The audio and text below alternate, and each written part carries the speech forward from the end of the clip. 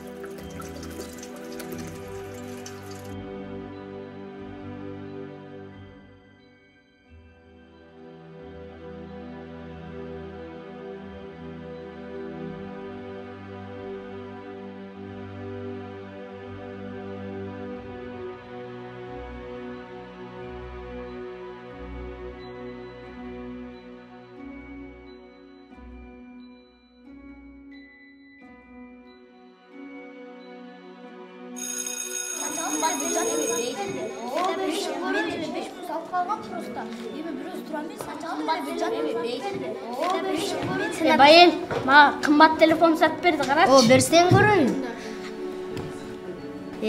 Мага деле атам планшет сатып берет. Мен.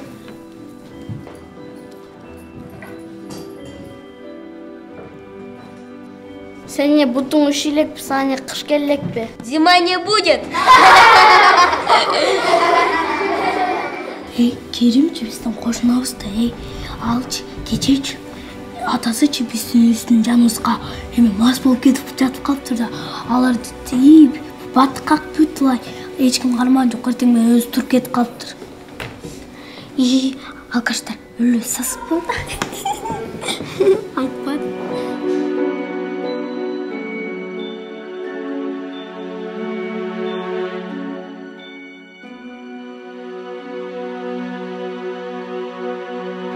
Men ырдаганда. Элдин бардыгы турган ошол жерде тикесинен тик турган. Айткын, турабы?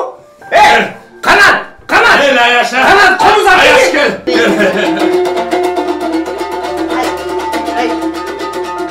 Министр болот, министр! Министр болот, балакенда болса. Мен жака барак, бар. Бияктан түнтүп. Мен Аяш, алып коела.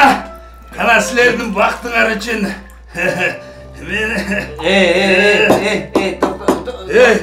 Токтогун, бул мени. Амага жокпу? Кара байкаrak. Алып кел. Калган арак барбы жана? Арак барбы? Күн жокмун мен. Кече майыр. Эмне чай чирген арак бар болчу? Дүйнө мында калган болчу. Сен эсиңе чыккан. Каяна ошо арак? Көргөн жокмун, көрсөм да алып коймок белем. Менден көрөсүң бай. Мен сага айтпадам, кече арак кана деп атам мен сени. Ата, ал аракты мен төгүп салгам. Senin ayağın şu strevalan var eken. Araka çevireyim, arak var kelesimi canım. Mene акчам жок да. Балам, барып тур эле айт. Атам сурат. Тез барып кел. Болсо билесиңби, үйгө кирбей калып жүрбөйүн. Бала, Кырачы. Ал үстелестерин карсыңызда толтурам, мен барбайм. Барбайм дейсиңби? Болом. Сен менин боломсуң, барып кел. Таап келбесең үйгө кирбейсиң, айтып коеюн. Бала, балагай.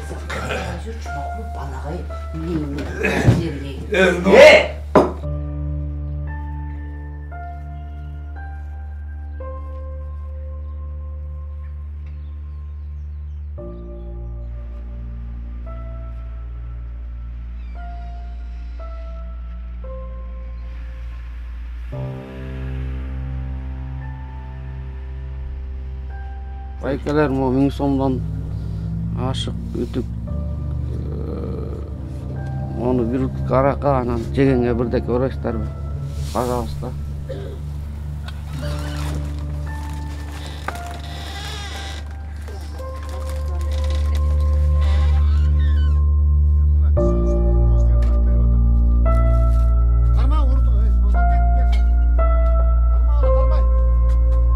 Бұл окуядан кейін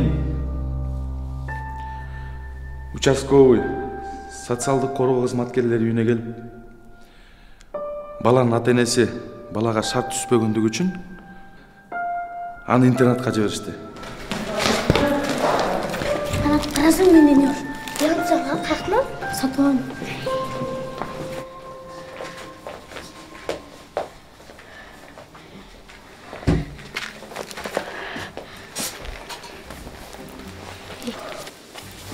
Ей, сен ақшаны қайдан алдың? Үштеп таптың? Қаласыңчы, ерте саға ақша тапқанды үйретем. Ме? Ертең бізде мектеп құрамыз да?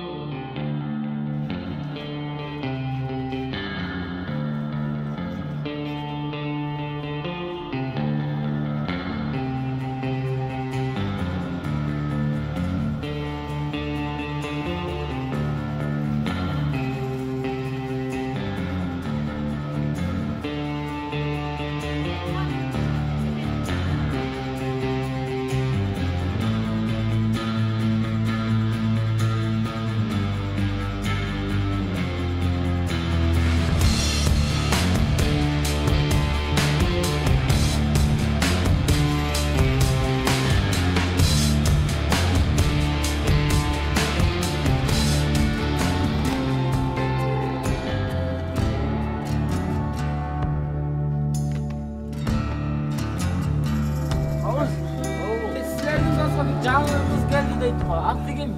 Azana biz neme internet'ta ıskalım. Gel anda ya. Akbar Senin aklaralım için. Gel.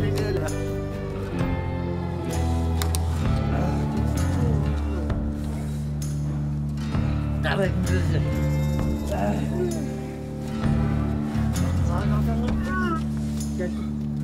Hey. Hey verim. Hey. Hey sağ uç gel kat. Bas. Gerim. Bas gerim. Hey toktoklar. Hey. Ay toktoklar. Ay Kerim. Sabahtan daim kaçıp gidersin. Tartipsizlik kılasın. Uğurdaysın. Emine, al kaç bulayın dedim. Ya, al stile atan araktan boğru ezili ölmedi bile. Apan bolsa mas bolup alıp göçede ton ölmedi bile. Sen de oşonu göreyim dedim be. Kalıq Akmatovич. Men emне kılıştı bilbey kaldım. Bular meni tap-takır ile uğuşpay kalıştı. Siz ne de oyladınız la? Bular çoğun işattaki atenelerini okşalıp yaşayıverirler. Kerim, arak adamdı şıldın kılat. İşkilik adamdı oğluktırat. Bularga berilgen adamlardan barra, akılsız, Sen elдің құйрығы болғанша başı oluşun gerek. Төмен болғанша жоғары жақта oluşun gerek. Мақсатының жоқтығы жаман іштерге, башаламан жашауға алып келеді. Деги сен бұл жашауда бір нәрсеге жетіп жашағың келеби деги. Ооба. Эмнени каалайсың? Жөн эле. Жакшы жашагым келет. Жакшы жашагың келеби. Жакшы максат.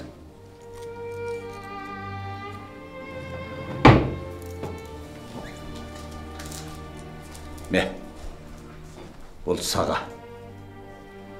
Бұл сөздер маңа дағы бір уақытта чоң жардам берген.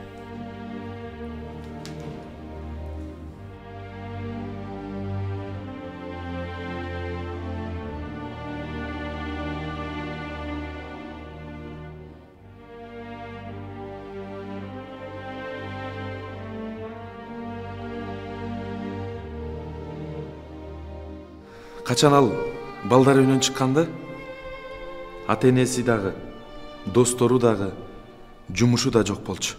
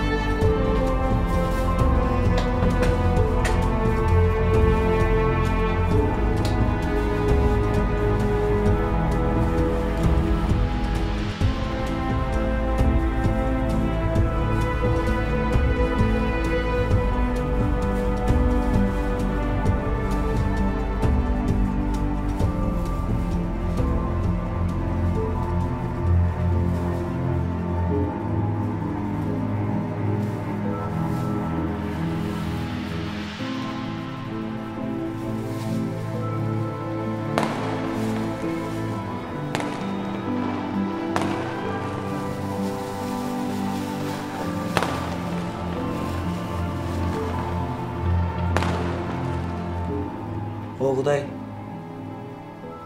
неге мені жараттың? Неге мені жашауым ушундай? Менин ешкімге керегим жоқ.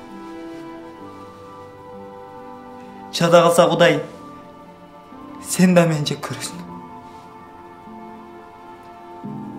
Мен мындай жашоодон тажадым, чарчадым.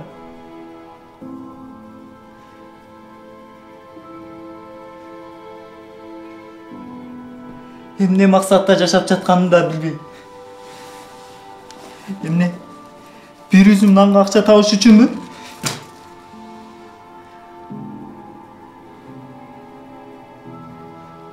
О Кудай, эгер бар болсоң, мага жардам берчи. Эмне кылышым керек?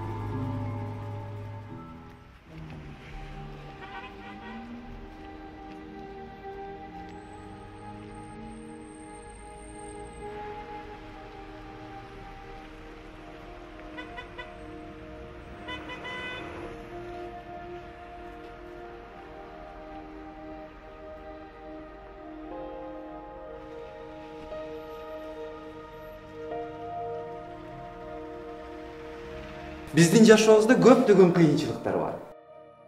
Кыйынчылыктар жашообузда эч качан токтоп калбайт. Адам баласынын жашоосунда кыйынчылыктар болуп келген, боло да берет.